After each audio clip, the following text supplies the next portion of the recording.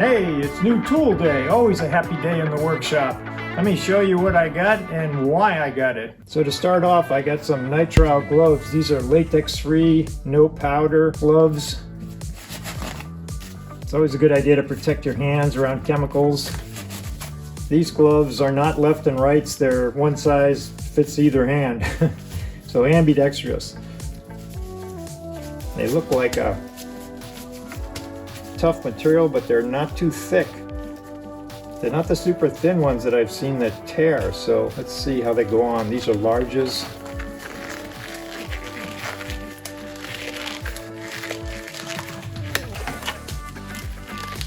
Goes on pretty good. It's 100 gloves, so 50 pairs of gloves in there. They seem nice. Pretty tough. You can feel through the glove. Let's see how they come off. Yeah, those seem very nice. Next tool right here is the EP1, which is a new end cap crimping pliers. Different ways people crimp the end caps on cables to prevent fraying. This pair is supposed to have a special jaws that put a factory crimp on the end of the cable cap.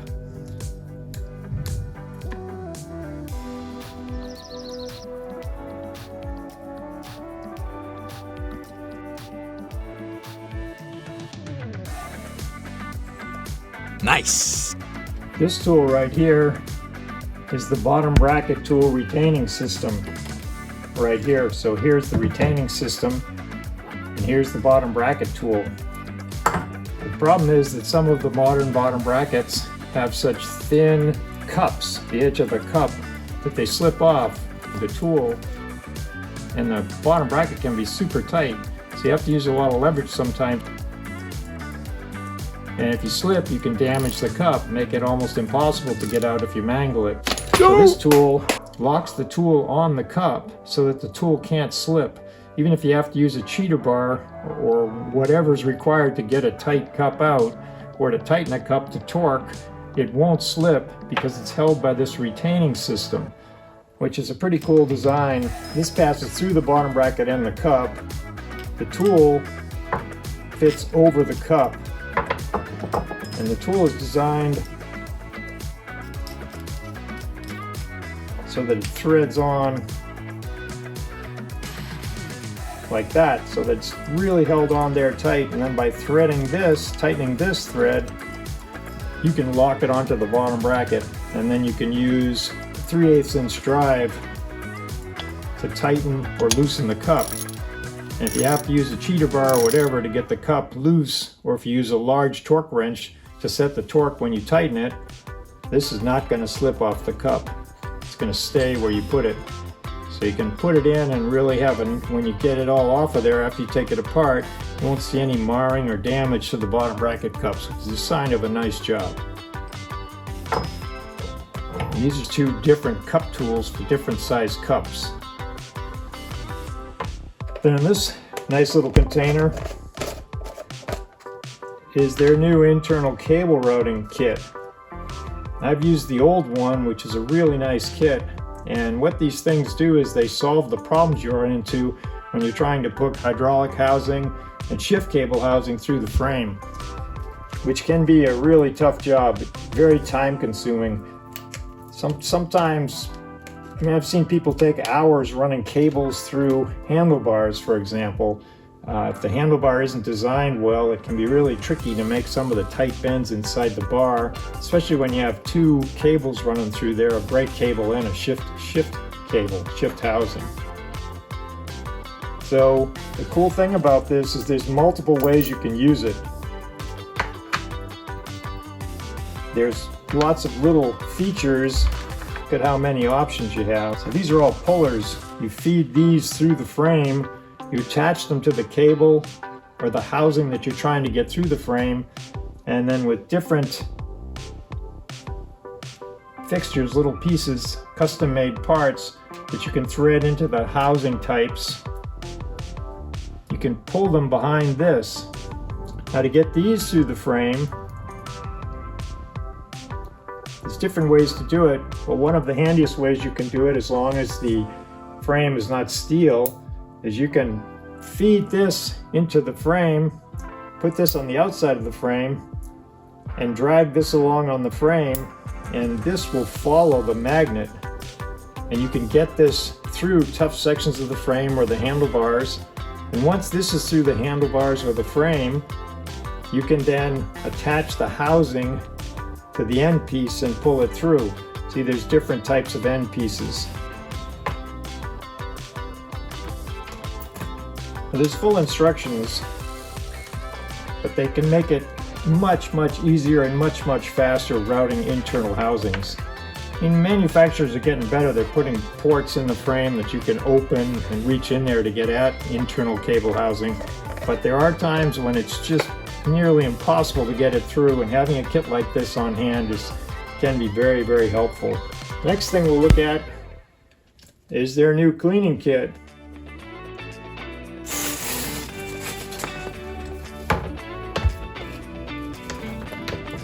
Two brushes, a sponge, two more brushes. What's unique about this kit is that these brushes are made with a special brush that doesn't attract or doesn't hold grease. So the idea is that you don't have to be so cautious around something where grease might have got on the chainstay or might have got on the back of the seat tube or whatever. You can go ahead and not worry about it getting on the brush and then transferring to the rest of the bike. So they have 3 brushes for accessing different areas on the bike that you have to scrub.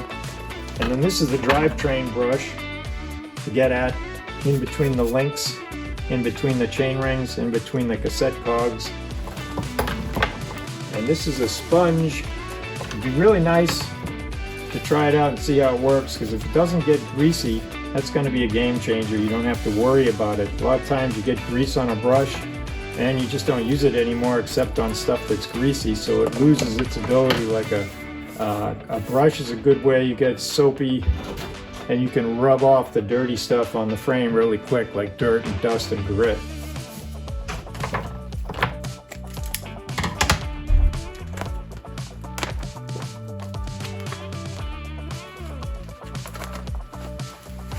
It's a nice shape.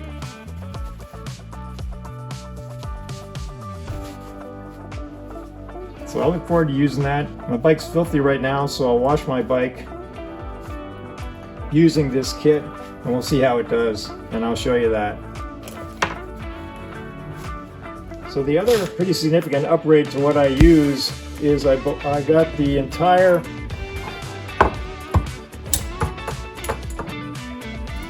T-handle hex set.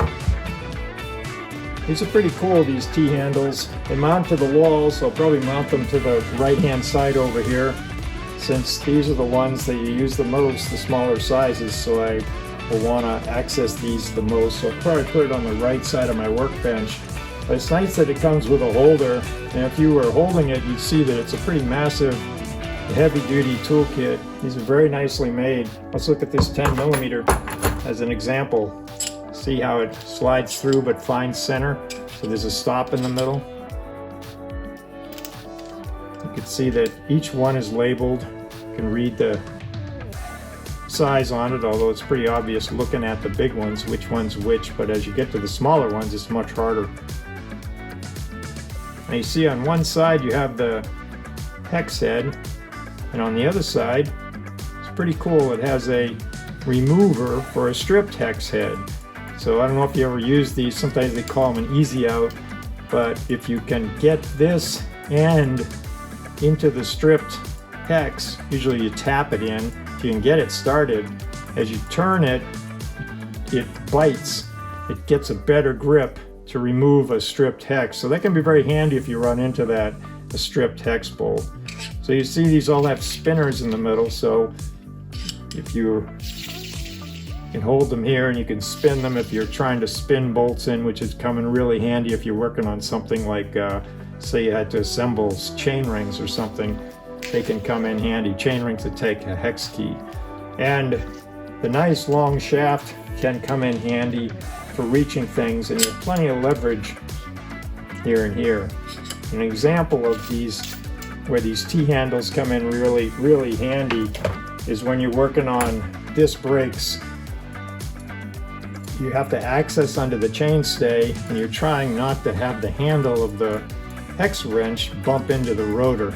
These can be pretty handy for that because they can be beyond the rotor, and you can work on them like this so that they don't bump into anything.